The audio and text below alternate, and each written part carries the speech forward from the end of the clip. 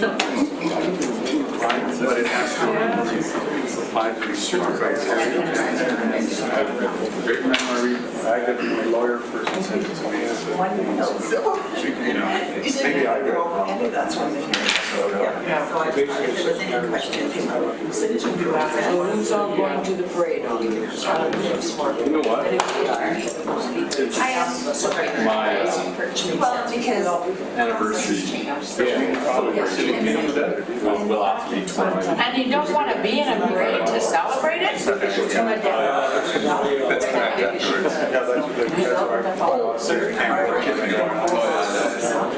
I bet more going to celebrate than to be in a parade. True, I'm opposed to a big parade guy. I definitely. I got over this. No, it's not ready to work. I thought we were going to get dying. But I mean, Big picture.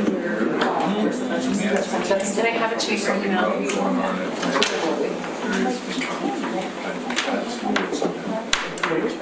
you have one.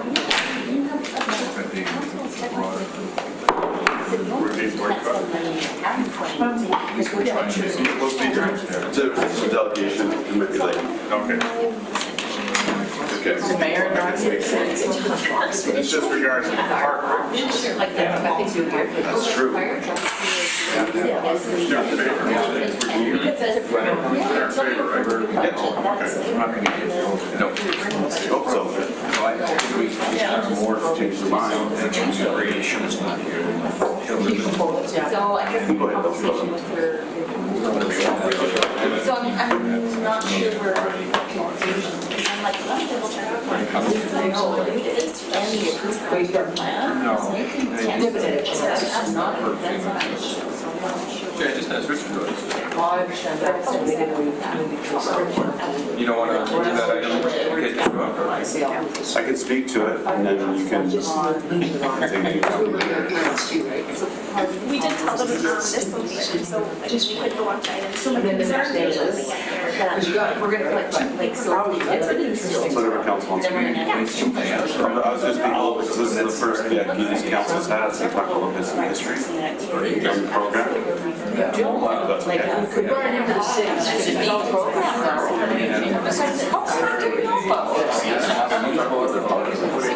Transform it. About the fire trucks. Well, we're hot, just pop that No, I think just trying to pull it out. Still right here. All right, good morning, everyone. It's 9 a.m. Morphed into a stationary station. Good morning, everyone. It's 9 a.m. So we will begin the Finance and Audit Committee for May 15th, 2019. Our clerk today is Ms. Snellgrove, and I do not believe we have any late items.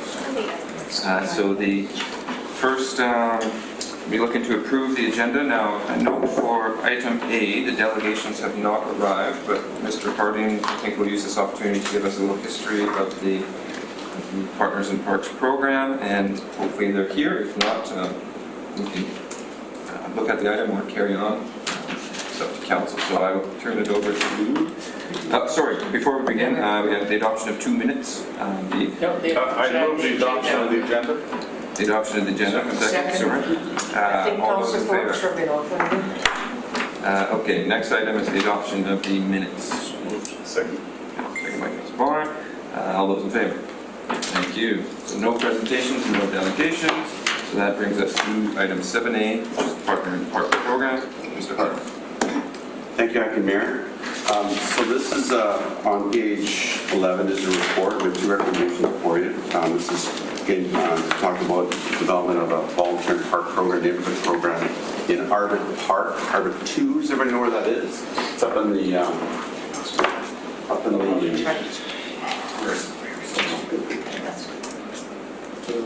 Westwood Lake. there we are here, right in here. So it's up in the College Heights area, well, a little below the College Heights area. So this is interesting. I think this is the first time I've brought a volunteer park program to this council, and it's actually interesting history on this. This program actually originated after the recession of the 80s.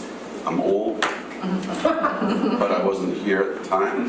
But it's actually based on recession, and the council at the time said any neighborhood parks would not be developed unless the neighborhoods develop and we'll work with the city to develop. So that was the 80s based on the recession. The 90s was a boom, and I was here.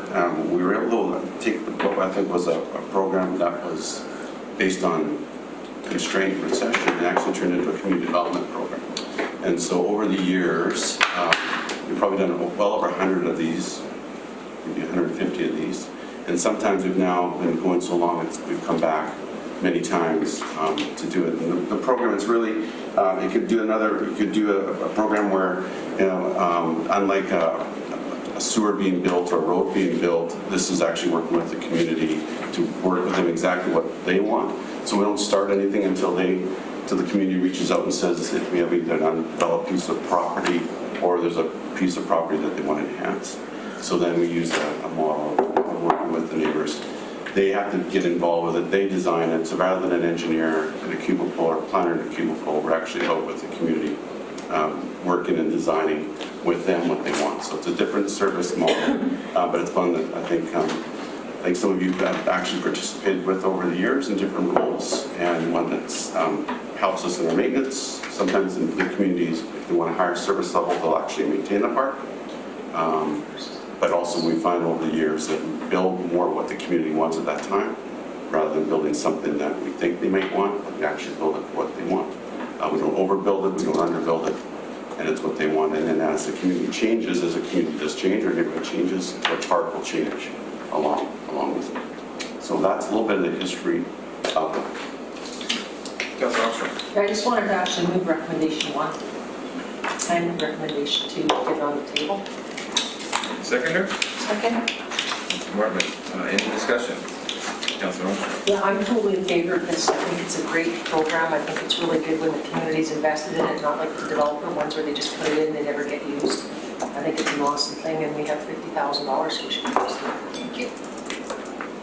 Any other discussion? Councilor Vaughn and Councilor Kelly. Thank you, Chair. And I also agree. I participated to a short extent in the Fern Park development. I believe that was the last one the city did. And I think the neighborhood was quite keen. And they participated in development, so it's exactly what they're looking for. So I think, and I think there's a lot more buy-in from the neighborhood for their park. It's something that they kind of own in that respect. Councilor Gussenbrough. Brilliant program. Short and sweet. All right, so that's three.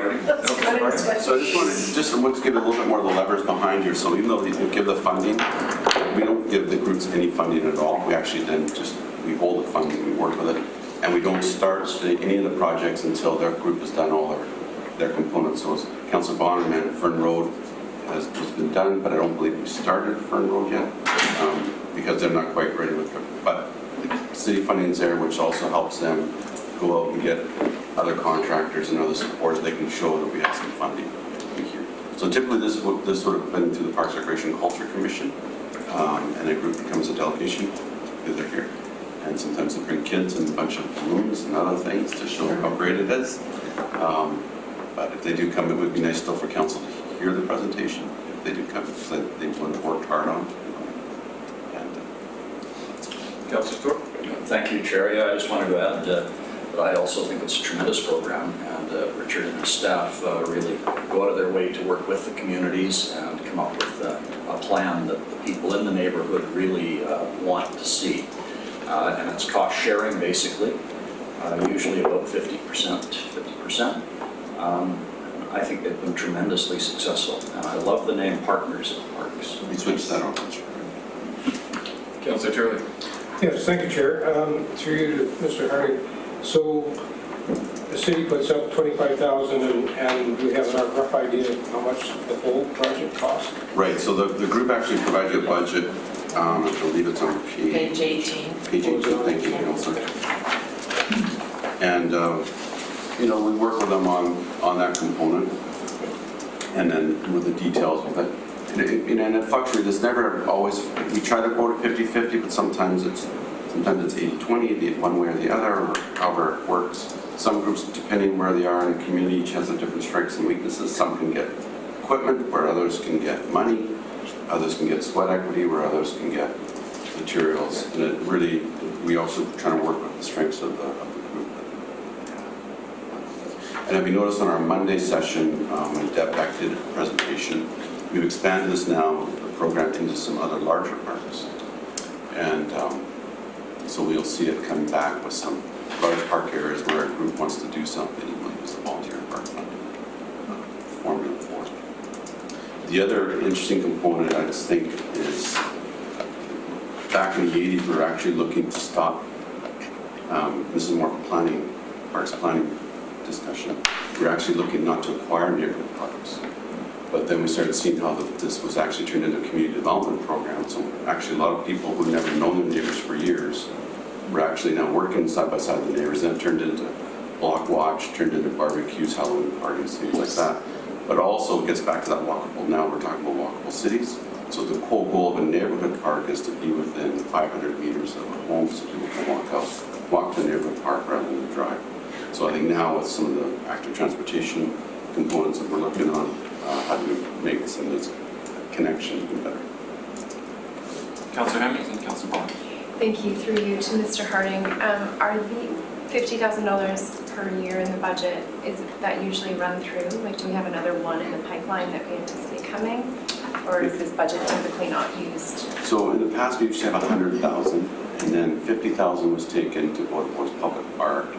However, we haven't been using the 50,000, so I've talked to finance. Actually, finance talked to me and said maybe we should go back to put the 100,000 back in. So I believe in 2020 we're going to put, for council's consideration, put back to 100,000 for partners in park. And a follow-up, if I may, then do you anticipate if we allot 25 for each park program, that we'll have 4 of these per year? Typically, it depends on how the growth is going in the areas, but we'll also, the answer is yes, we'll usually expend what we have and then we just push them into the next year. So it's based on first come, first serve, and then we allocate it.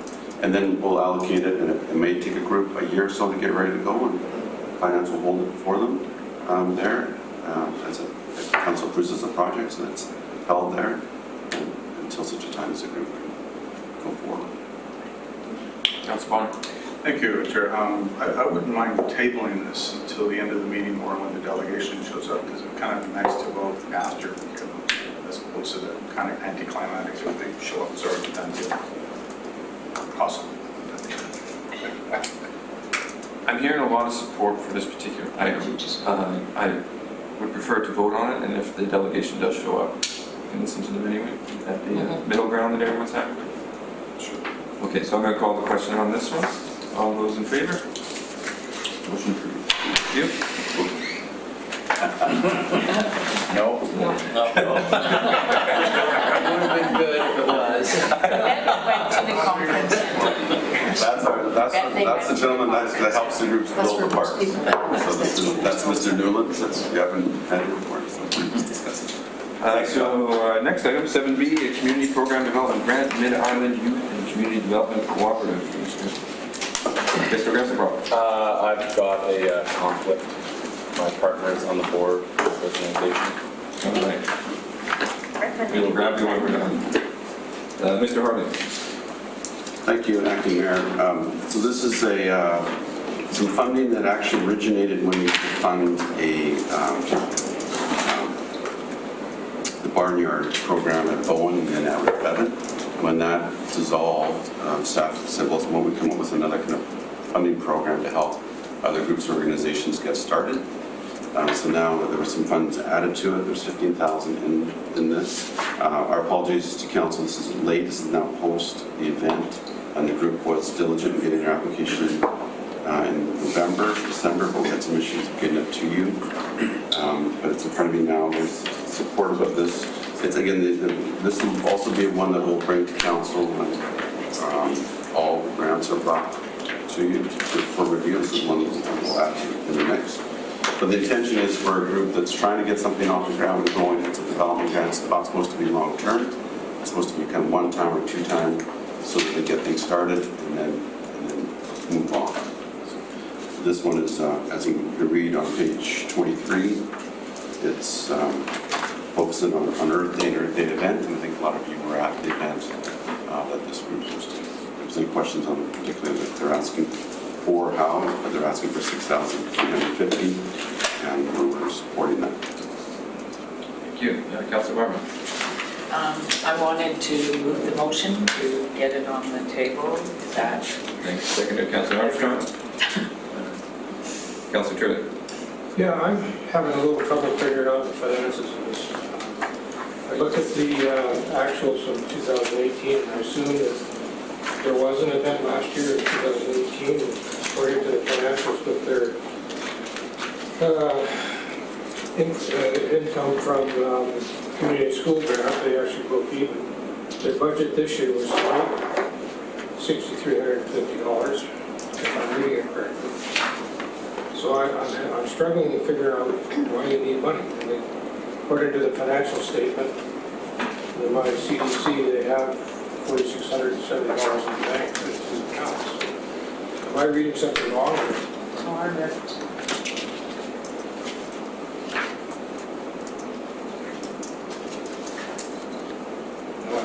Well, there are groups we fund that it still even makes the money, but still we fund them to provide different types of services. So they can show the funding source.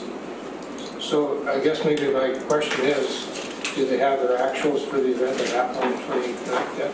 I don't have those now, but that is something we can provide to Lane and come back to the actuals. I feel far more comfortable to vote on it once we know what those are, rather than now. Continue the motion is appropriate. Councilor Armstrong and Councilor Bonner. Maybe we'll get some clarity, but if not, Yeah, I share the concerns of, I would like to know a little bit more about it. However, is there many still in the queue for this year? Because there's none. So that would still allow us to have like 6,500. Is it more than that for if there's more that come up this year? Yes, the budget right now is set at 15,000. We haven't expended this So budget. we leave them, okay, thank you, that changes some stuff for me. Councilor Bonner, then Councilor Barber. Thank you, Chair. I looked at this, but not quite in the same way, because this is a social enterprise, which are intended to actually make money so that they can continue on. If all they're doing is breaking even, then it's a not-for-profit. So I think their plans are is to make money and then use that money further, and eventually probably won't be coming back to us for these grants because they'll have enough money for them. So I think the number is basically what they were hoping to make. They probably spent all of it, but I don't know that. But I'm fine with the proposal as it is. Councilor Martin. Yes, thank you, Chair. I'm absolutely fine with the proposal. I think it's unfortunate that they got their application in and they didn't get a response, yay or nay, just due to timing. And also, I believe, as it points out in option number 1, it supports and facilitates the development of Nanaimo social and health networks. And it's also part of our strategic priority of supporting the environmental responsibility through leadership. And this is a youth group, and I believe that this is awesome for us to support. Councilor Armstrong. Just one clarification, because I believe this is a not-for-profit, isn't it? Which allows us to give the money, otherwise we wouldn't be able to give the money. It's a social. Mr. Harding. My understanding is that they're not-for-profit. They are not-for-profit. Thank you. As long as they're non-profit, that's fine. Councilor Toole. Thank you, Chair. So I support the recommendation, and like others at the table, I think I support this organization.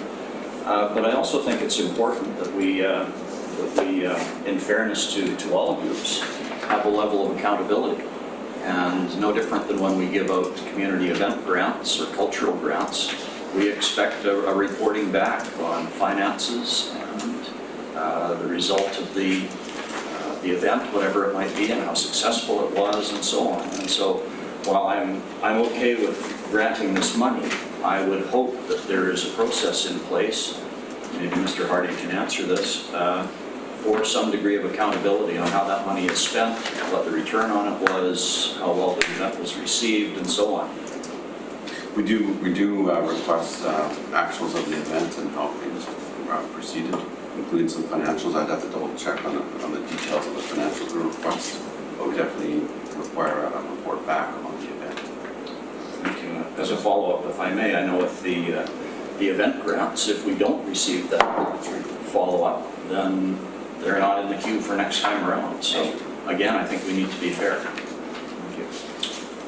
Okay, so we have a motion on the table. We've heard some comments earlier about maybe deferring it for more information. To me, that might be taking a vote on the motion on the table, and then if that does not pass, it's need to go back to staff for additional information, or that's where we'll be looking to Mrs. Snellgrove for a little bit of guidance. Yeah, so council's decision what they'd like to do, but if council thinks that it might be better not to defer this motion if you may give it to them in the future with more information. Sorry, not to defeat this motion, so you could defer consideration, asking for more information from staff. Councilor Armstrong. Since this is just a recommendation to council, could we not get that information for the council meeting? We could pull it out of the consent agenda and then have that information available for when it goes to council. Is that a possibility? That's a very good suggestion. Yes, thank you. So then on that, I would call the question on the motion on the table. All those in favor? All those opposed? Councilor Turley, noted. And I think staff sort of picked up on the vibe there that this potentially be pulled out of the consent agenda with some questions around some additional information. Okay, on to item 7C, quarterly purchasing report, single and sole source, instances of non-compliant purchase and purchases in excess of $250,000. Ms. Mercer. Thank you. I thought my voice isn't as loud as Mr. Harding's.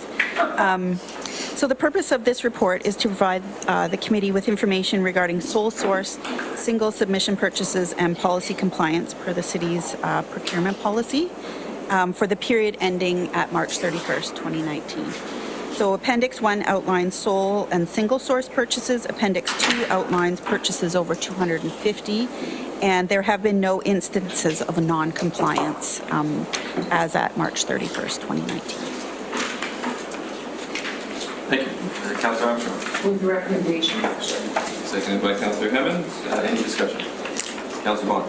Thank you, Chair, and through you to Ms. Mercer. Are these amounts, not so much amounts, but the number of these ones, are they down a little bit? This seems to be a smaller list than we usually get.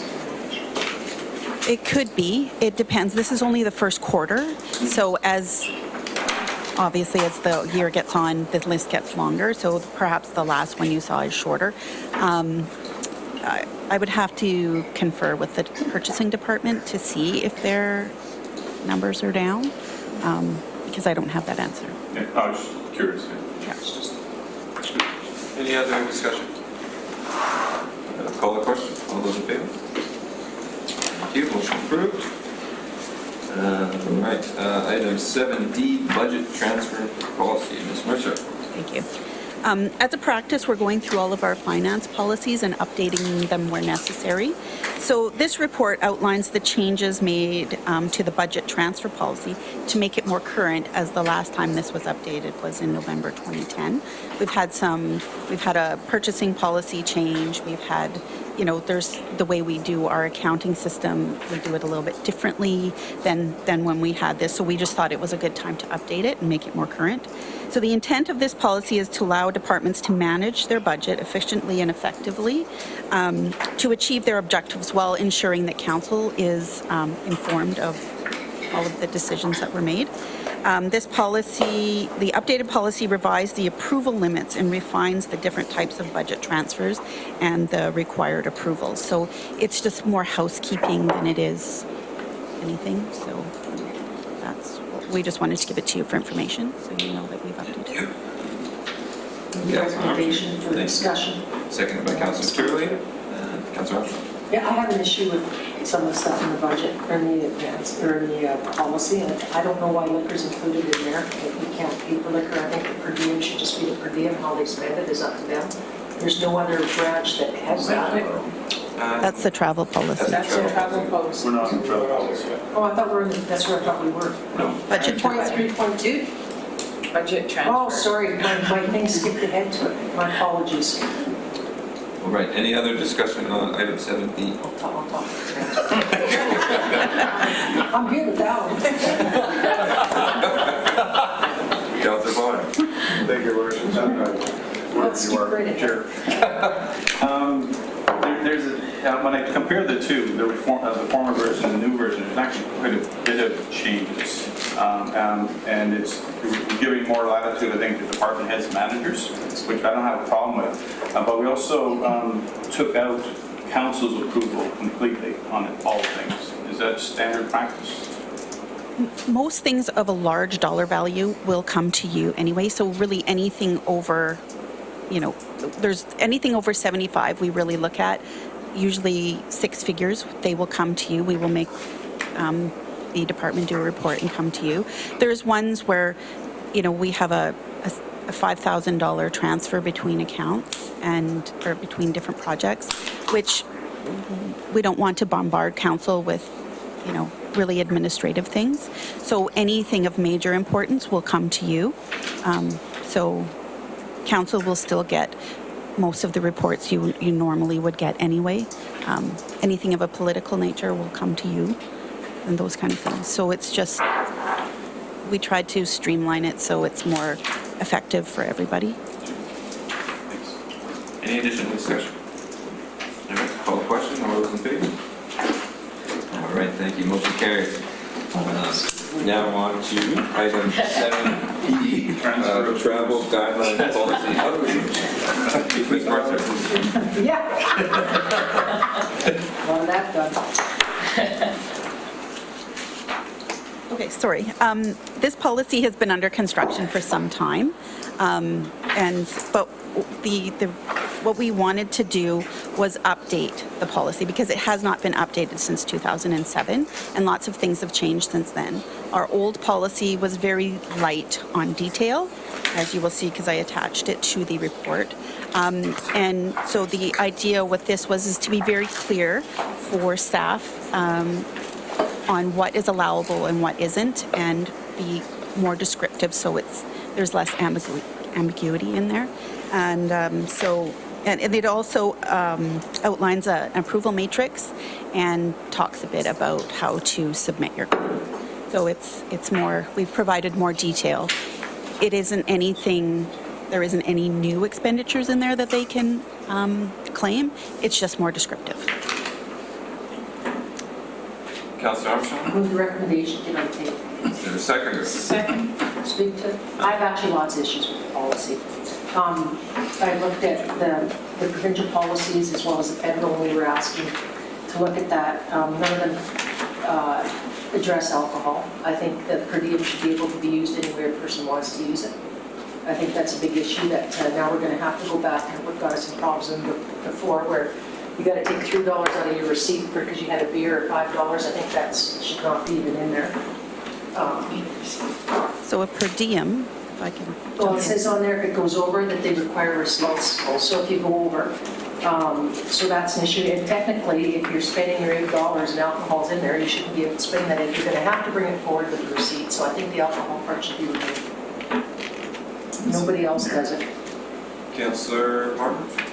I got some other ones. For clarification, for Councillor Armstrong, because I was thinking of most per diems, there is no receipt required. There's not.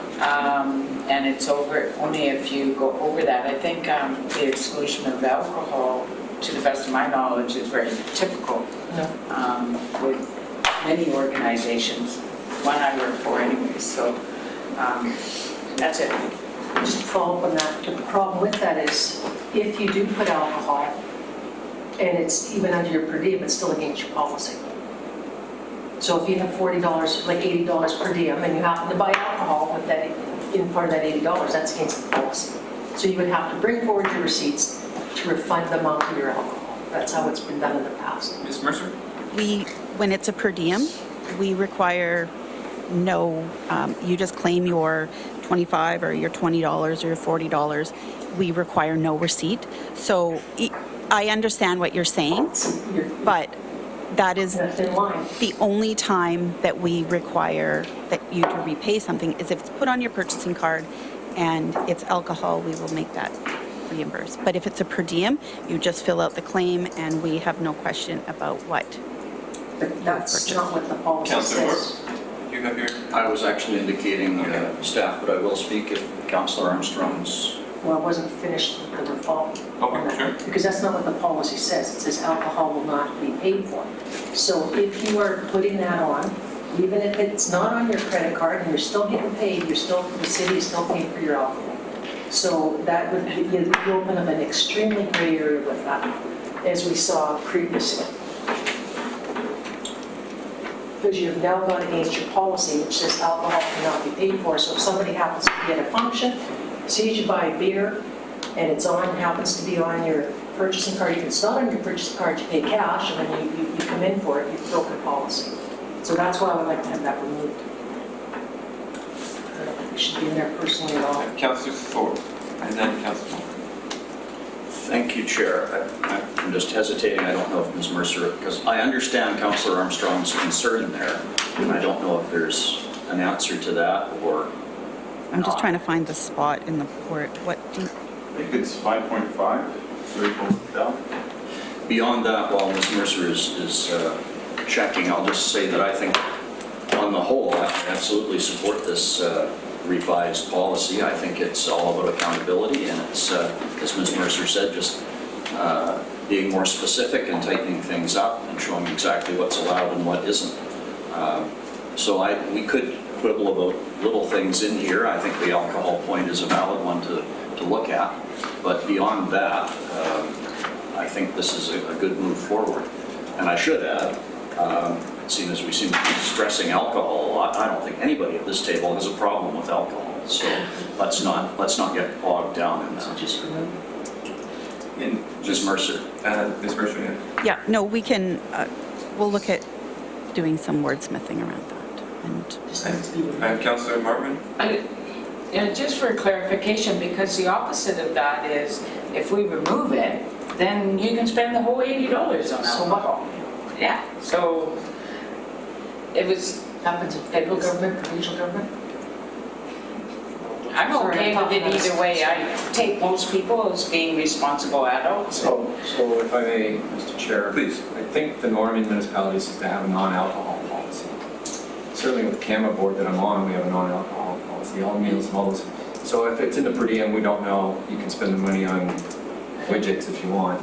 It doesn't matter. We wouldn't know that. If there's a submission on a P card that says alcohol beverage wouldn't be reimbursed if it was listed as a non-reimbursable item on the card, on the So I understand the optics of this, but if we're not doing an audit on how people are spending their per diems, it's up to them to self-police that. But it's just if it showed up as a ticket item on something, it would be something that would be non-refundable. So the debate is that appropriate or not? And it's certainly council's prerogative to determine that. I have Councillor Hemmings and then Councillor Armstrong. The only reason I bring it up is because that did become part of the police investigation. So if it's removed, then it removes the whole problem. That I just think it should be removed. I mean, like you say, the alcohol, take it off, take it out, period. Where it says expenses that are not eligible for reimbursement include alcohol. So I think it should just be removed.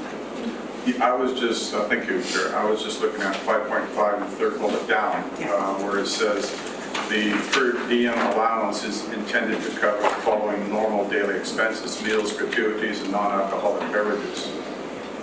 If we remove non-alcoholic beverages and just say meals and gratuities, I would be fine with it. It kind of solves that problem. Right? And I'm quite fine with if you're using a card and alcohol shows up on a card, city card, then you can kind of claim it because there's obviously that was used for alcohol, which also follows that policy of non-alcoholic beverages. I'd be fine with just striking that third bullet. Thank you. I will add, I think we're sort of arguing over semantics a little bit here. Because at the end of the day, per diem is a pretty standard way of just providing folks with money based on what their anticipated meal costs would be for a day away. There is no receipts typically associated with that. The purchasing card policy requires an itemized receipt if it's on the P cards, correct? So I would agree with Councillor Bonner's suggestion. If it's just simply a matter of optics, if removing that item says the exact same thing. Councillor Armstrong? We need to refer to Policy Manual 2.3/2 where it says ineligible expenses. So that means if you put that on, even if you're not putting it forward, you can now commit a fraud based on your policy. So we have to remove that or they have to reimburse. Just add though, someone could, in theory, claim their per diem and not spend the total amount. That's right, which is fine. But what we're seeing is that we can't use it for alcohol. So, and I'm just going because I was involved in all that in the previous council, which caused a lot of problems. Councillor Martin. I would like to refer to what Councillor Bonner said. I think that might help clarify. To remove alcohol as not eligible for reimbursement and remove alcohol, that really concerns me, because that does mean that somebody could use their procurement card and could say, wait a minute, alcohol's not excluded, I was allowed the bottle of wine, right? I think you've got two different issues. You've got a per diem, and then you've got what your expenses are you're allowed to claim.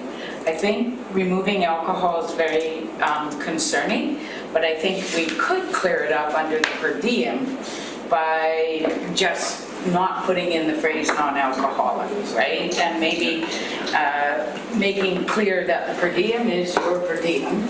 However, you or spend it or don't spend it doesn't matter. You can go to McDonald's and still get your per diem, right? But don't remove alcohol from ineligible expenses, otherwise it becomes eligible. It should be. Sorry, Mr. Chair, would the question also apply to edible marijuana? Oh, good question. Wow. This just got a lot more interesting.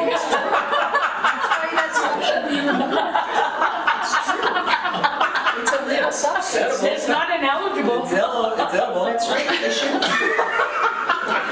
Wow, Quebec, guys. I need to get this thing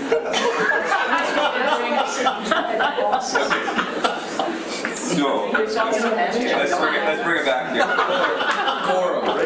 Thank you, Mr. Brutal, for the grenade.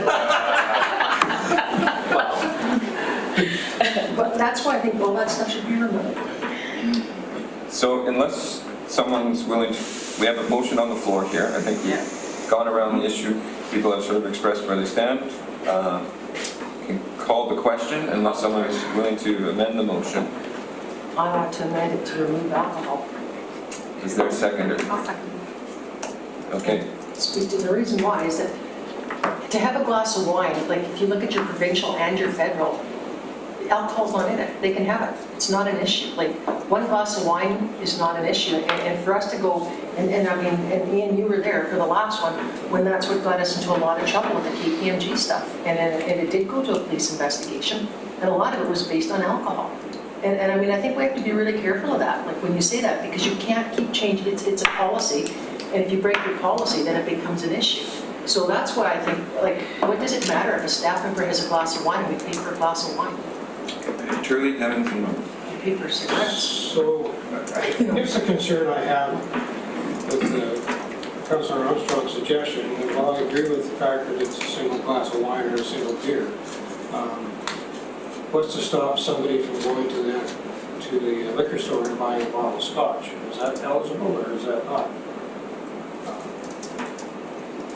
That's a concern I have. Councillor Hemmons? To do that now, what's your policy? So I agree with Councillor Armstrong. I think the policy should match the practice. And if our per diem is just a per diem and we don't need receipts, then people are going to do what they're going to do. Exactly. If that's a bottle of scotch, just talk. Before or after? But for the P cards, I think that's pretty clear, right? You'll have to reimburse the city if you buy alcohol on the P card. So I just think the policy should match what we're doing. I'll have to check the P card policy. I can't, as off the top of my head, I haven't looked at that one recently to see if it was specifically relates to alcohol. I can't remember off the top of my head. To be honest, would be happy to remove the per diem part. I'm more conservative about eliminating alcohol from the entire policy, just because I get Councillor Armstrong's point and Councillor Hemmons' point.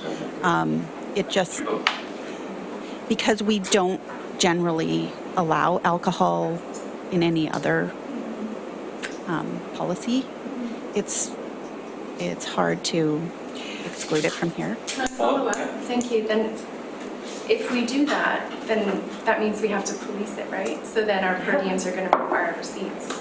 That's right. So like it doesn't match with, don't buy alcohol, That's but right. here's your per diem and you can buy alcohol. That's right. For me, a policy shouldn't rely on people's, like a policy should just be a firm policy. We shouldn't have to prove that we're following the policy. The whole idea of a per diem is so you don't have to provide a receipt. You could go to a conference and spend $10 on breakfast and you get 20, and we're not policing that. The per diem is supposed to make it easier, not harder. I mean, if they put it on their P card and it said alcohol, we would ask them to reimburse that. Whereas a P card, or with the per diem, here's your $20, you can spend it however you. It's a double standard. I have Councillor Martin. In thinking this through, this is only in regards to the travel expense policy, right? With the removal of the alcohol. It isn't related to necessarily, we could put it that if you end up using your P card, that alcohol is excluded on the P card. It wouldn't contradict this, which is a policy on its own, that when you're traveling, that alcohol would be permitted. Then that would clear it up, Chair. Ms. Mercer? I can talk to Mr. Rudolph about this and see how we want to proceed. I have Councillor Gesselbrock, Councillor Thorpe, then Councillor Armstrong. That'll be my last one. A little worried to enter into this heated debate. As a person looking at it from the perspective from the public, as soon as you pull out that P card to purchase alcohol, I think that it goes, it's public money and it goes on to a receipt, and I think that people buying alcohol or edible marijuana on their purchasing card, it just doesn't look good. A per diem is not tracked, it's a completely separate thing. I think that if we want to have a policy where city employees and staff are held to a higher degree of standard around alcohol awareness around it, I think just not having it on the per diem card. If you want to have a beer or wine with your meal, you can just pay cash for it and enjoy it and not have the hassle of all this. And I think that's what's reflected in the policy right now, and to me that sounds very reasonable. Councillor Thorpe. Thank you, Chair. I understand the points that are being raised. I think we're really confusing, though, what we're supposed to be talking about, which is travel guidelines and per diems, confusing that with the use of purchasing cards.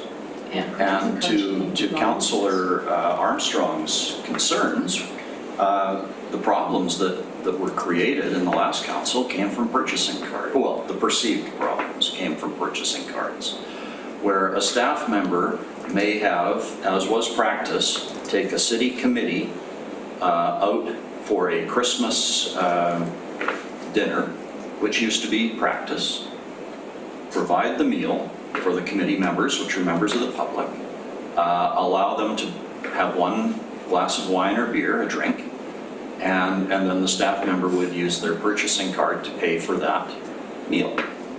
And then subsequently got in trouble because liquor showed up on their purchasing card. Well, it was totally innocent, it was part of the meal provided to the public. So that was where I think some of those issues came from. But what we're talking about here is simply travel guidelines and a daily per diem, which you can spend for whatever you want to spend it on, actually. Whether you spend all of it or not, whether you have pot with your meal or a glass of wine, I don't think should matter. So I think we're confusing this. Councillor Armstrong. So my follow-up to that, though, is we're not confusing it, because if you do refer to ineligible expenses, it's all listed there. And that's under, if you go to your city and animal finance policy manual, it's under 2.3 sub 2, and that's under the travel policy for the per diems and all of that, where it says your ineligible expenses. So that means, yes, It's on page 55. so that's the problem. So you're saying two different things. I guess my issue is if it's good enough for the federal government, the provincial government for them to not have it as an issue, why are we making it an issue? I mean, you could use the same argument that pot is so unhealthy for you, yet we allow people to drink pot. Yeah. You know, that's a huge issue for me. Or people will say the same thing, well, they just had a steak on my city dollar. Like, I mean, we're making alcohol into this big bad thing. People have glasses of wine all the time. It's legal in a lot of countries. It's not. It's legal in our country. And we're saying it's illegal for them to purchase it. And I really struggle with that. Like with city dollars, when the federal government allows you to do it, the provincial government allows you to do it, I don't see an issue with it. And I just think if you're going to say that, then we have to remove it from the, we have to change the policy because it's going to get you in trouble when it says if somebody uses whether they use cash or not, but they're entitled to $80 a day on their per diem and they happen to use that towards alcohol, that's illegal according to our policy because it says that's an ineligible expense. Councillor Hemmings and Councillor Martin. Thank you. I really don't see this being an issue, but I do agree that our policy should match the practice. And if our policy says alcohol is something we cannot purchase or include in our per diem, then we kind of have to match that, right? It's just, Councillor, sorry. no, good. Councillor Martin? Thank you. We would have an issue if you want to control the per diem, because I might take a per diem and go purchase a gift for my daughter.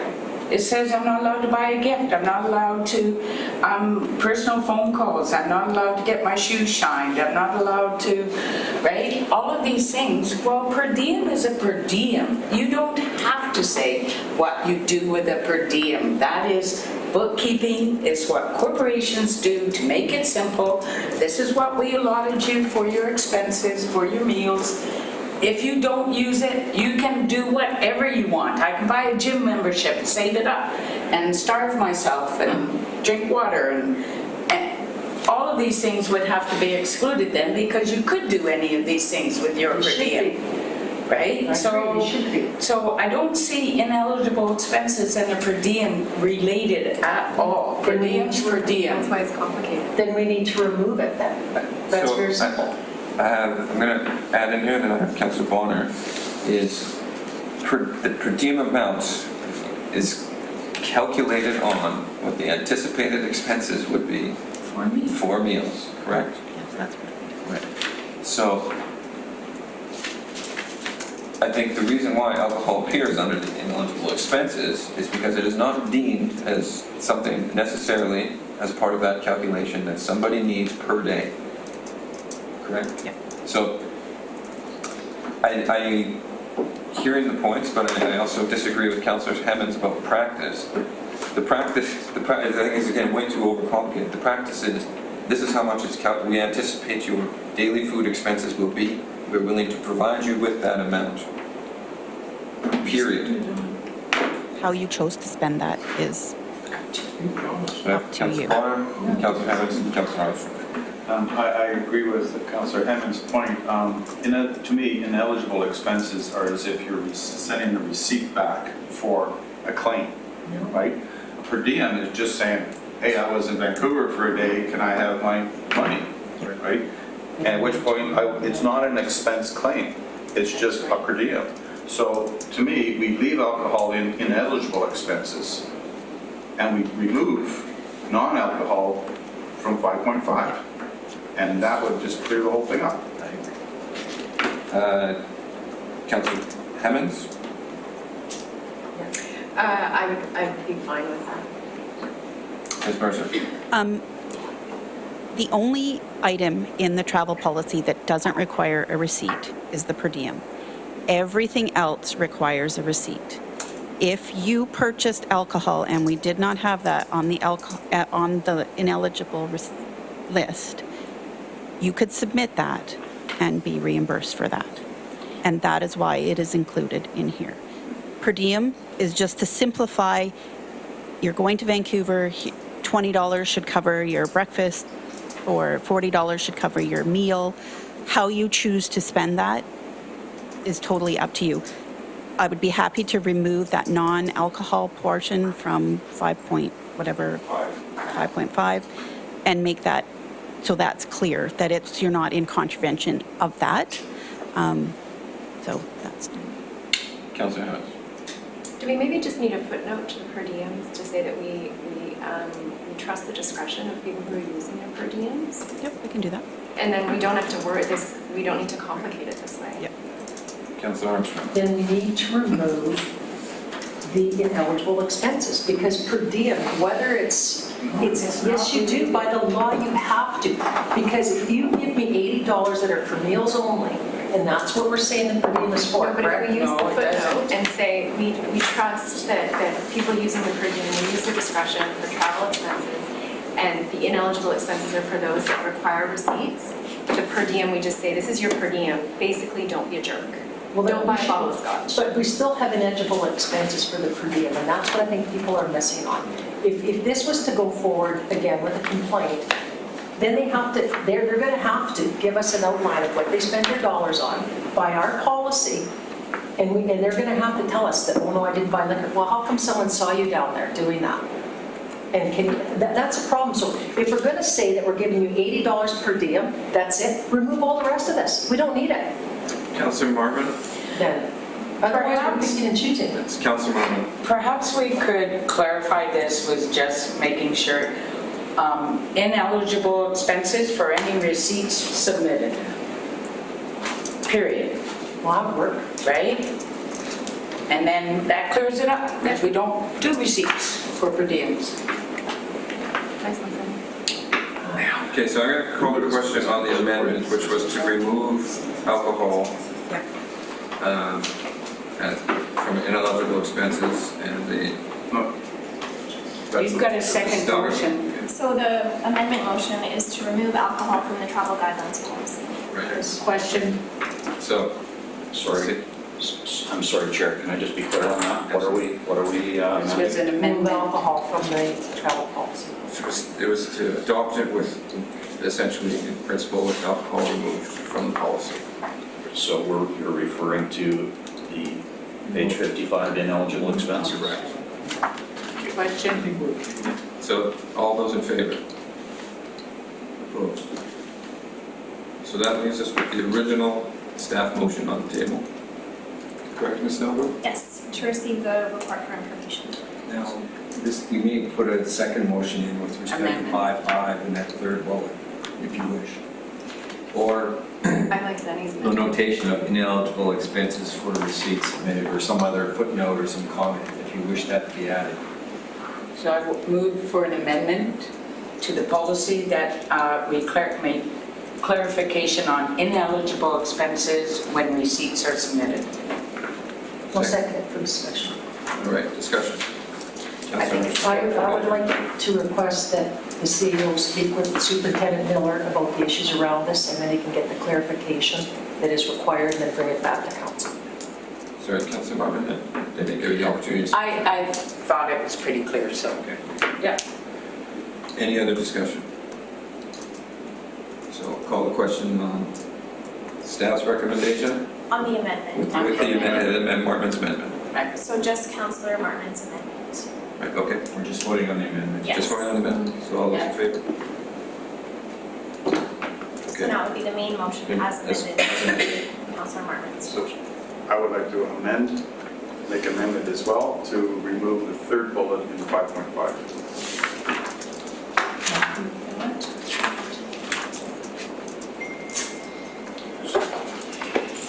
Just a second. So we're just catching up to Page 62. Can you talk to that now? I just need a seconder. Oh, so, So do we need a seconder on that? Councilor seconded, and only that this then clarifies that the per diem is for meals and gratuities, and whatever you consider a part of a meal is up to you. oh, I see which one, I was up here. Liquid diet. Okay. Go for it. Question? Tea. So I'll call a question on it. This is the question on the amendment. Right. Right, so all those in favor? Okay, so Ms. Helga, if you could please clarify what is sitting on the table there. So it'll be to receive the report travel guidelines policy with the amendment to clarify ineligible expenses when receipts are submitted and to remove the third bullet in 5.5. Question? Any last comments? Call the question. All those in favor? Opposed, Councilor Armstrong opposed. I'll be bringing forward good documentation. All right. So, I think we've actually gone over the ability of talking a lot on minor expenses. This is talking a lot on no expenses. Actually, it was very expensive at lawyers' fees, Dawn, and consultant all right, fees. so we have no other business. No questions? Looking for a motion to adjourn. Evan, Bonner, all those in favor? Time spoken. 1, 2, 3, 4, 5, 6. Not looking at it, so. Run to work. I'm not sure if there's any breaks in between. No, there aren't. Yeah. Okay, now, there are. Healthcare.